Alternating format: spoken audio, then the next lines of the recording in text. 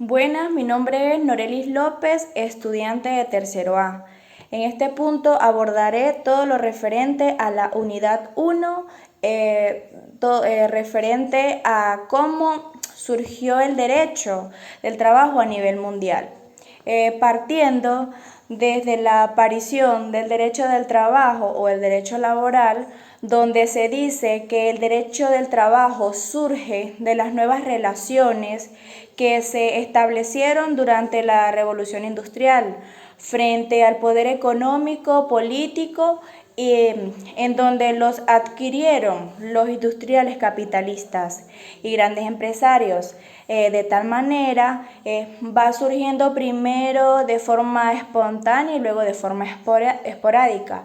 Diversos tipos de protestas como las manifestaciones, la huelga, la ocupación de fábricas y el sabotaje, que procedieron a la formación de organizaciones de trabajadores, que es lo que comúnmente conocemos como los sindicatos, que demandaban mejoras socioeconómicas que no podían conseguirse a título individual por parte de los nuevos capitalistas.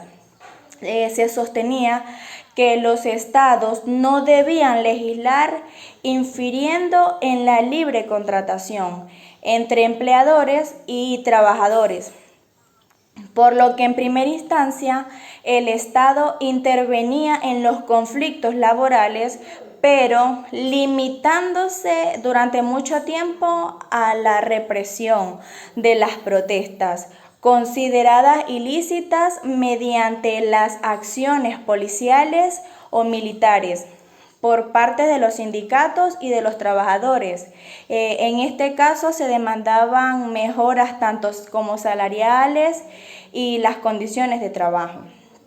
Posteriormente, durante el siglo XIX, fueron naciendo diversas corrientes que desde ángulos distintos exigieron la intervención del Estado en defensa de los trabajadores, como las escuelas intervencionistas y las escuelas socialistas, en donde en primera instancia las escuelas intervencionistas quieren que el Estado proteja por medio de una política adecuada a las clases sociales perjudicadas por la libre distribución de las riquezas. El socialismo, particularmente en su desarrollo formulado por Karl Marx, procuraba sustituir la estructura capitalista por un régimen en el que no existiera la propiedad privada de los medios de producción, ni la explotación por seres humanos por las fuerzas de otros. En este caso se habla del trabajo forzado del hombre por el hombre. En donde esto era lo que se quería eliminar. El objeto del socialismo es la emancipación de los proletarios por obra revolucionaria de dichos proletarios. Ahora bien, ya después de hablar un poco sobre cómo surgió y cómo fue evolucionando el derecho laboral en el mundo, en este caso hablaremos de cómo va surgiendo y cómo fue surgiendo a nivel nacional en cuanto a los antecedentes de nuestra legislación laboral. Comenzando que la historia es relativa al trabajo desde los días de la colonia. No es que se pueda hablar con propiedad de un derecho laboral antiguo, pues que no había aparecido los fenómenos que le dieron origen, pero hay disposiciones dignas de señalarse. Las circunstancias de la organización colonial no dejaban de presentar algunos rasgos de semejanzas con la situación del trabajador moderno. Y es interesante verificar cómo a tal distancia la idea de justicia pudo ofrecer resultados parecidos, por lo menos en parte a los que en nuestra época habrían de integrar una nueva rama jurídica. Es importante hablar sobre un punto en cuanto a los antecedentes coloniales, que habla de las leyes de Indias, en donde estas leyes son un procedente histórico de la moderna legislación laboral, en donde esto habla sobre todo el conjunto de reglas que integran la recopilación destacada referente a los indios y su reducción y libertad para constituir una actividad de monumento jurídico de equidad y de justicia. Las disposiciones coloniales de España en América se han señalado como un procedente de interés en la legislación del trabajo. A pesar de lo limitado de la industria en las Indias, hubo una actividad que se prestaba especialmente a ser reglamentada por los monarcas españoles, la conocida como la explotación minera, y en lo relativo al trabajo agrícola. Las normas contenidas en la legislación indiana tenían que considerarlos esencialmente, ya que España mostró vivísimo interés desde los primeros pasos de su actuación por el desarrollo de la riqueza agrícola de América.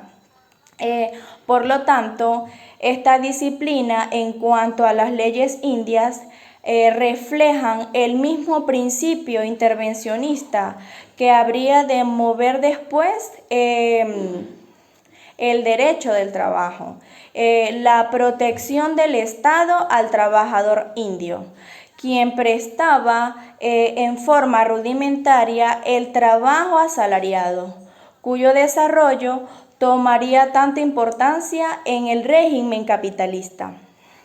Constituyen así de tal manera aquellas leyes una fuente digna del estudio formal. Entre las leyes más resaltantes y los puntos más resaltantes de las leyes de Indias encontramos lo que es el trabajo de mujeres y niños, en donde se establece los derechos de las mujeres casadas o solteras que no podían ser sometidas o obligadas a trabajar forzosamente, ni bajo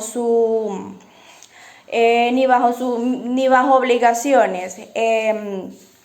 De tal manera, en cuanto a los niños, es que también en este punto era prohibido constreñir a los menores de 18 años a ejecutar trabajos.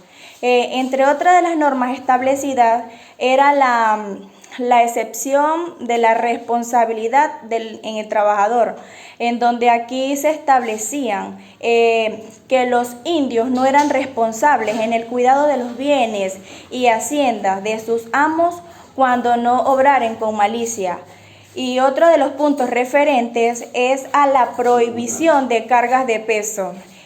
Cuando se prohibía que los indios no podían cargar peso, y de tal manera pues se aplicaba lo que eran los animales de carga, y entre estos más adelante se encontraban lo que eran los trabajos prohibidos, que eran todos aquellos trabajos que no se podían realizar, y estas prohibiciones eran de manera absoluta, en donde los indios no podían realizar trabajos que le eran perjudiciales para su salud, entre otros el desagüe de las minas, por ser gravoso o enfermizo para los indios, en fin, todo aquello que le resultara dañino para los indios.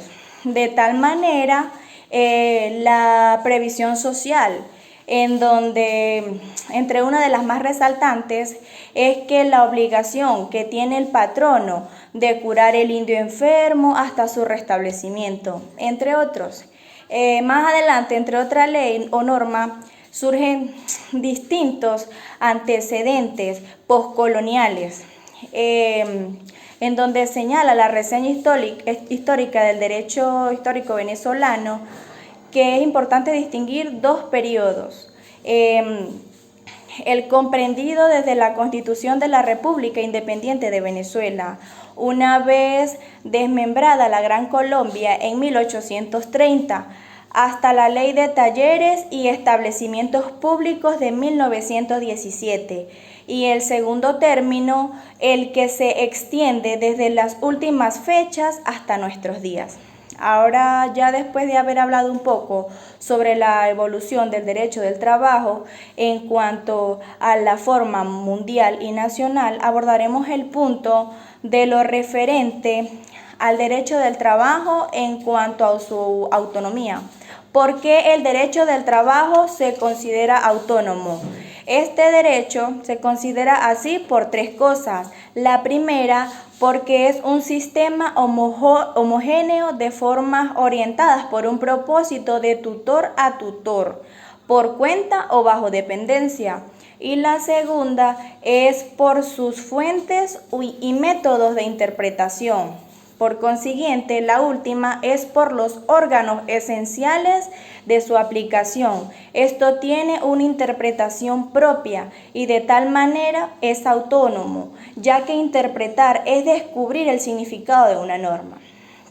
Por otro lado, haré una explicación sobre cómo se da a conocer el derecho del trabajo según Rafael Caldera. Ahora bien, el concepto del derecho laboral, según Rafael Caldera, es donde él precisa que la finalidad de tal derecho es instrumentar la relación jurídica existente entre los sujetos involucrados, así como también procurar el mejoramiento de los trabajadores, aunque no se dé pues. Esto lleva implícito no solo el desarrollo de la concepción del trabajo como un hecho social, sino además de la justicia social, que es el autor de otro concepto. En construcción creo que para ese entonces. Ahora bien, en cuanto a las observaciones de Rafael Caldera, podemos decir que él observa la autonomía del derecho del trabajo. Por otro lado, observa el carácter imperativo de la norma, es decir, que es de obligatorio cumplimiento. La intervención también proteccionista de la norma, seguidamente de una presunción de la falta de libertad del trabajador para defender sus intereses cuando esté vinculado laboralmente. Por otro lado, y uno de los puntos más importantes, es que busca el bien común, que viene a ser el interés social, el interés entre todos. Luego, una preocupación por la persona humana, y también habla de un carácter de equidad. Rafael Caldera hablaba explícitamente sobre la protección de la persona humana y la preocupación por el bienestar de la misma.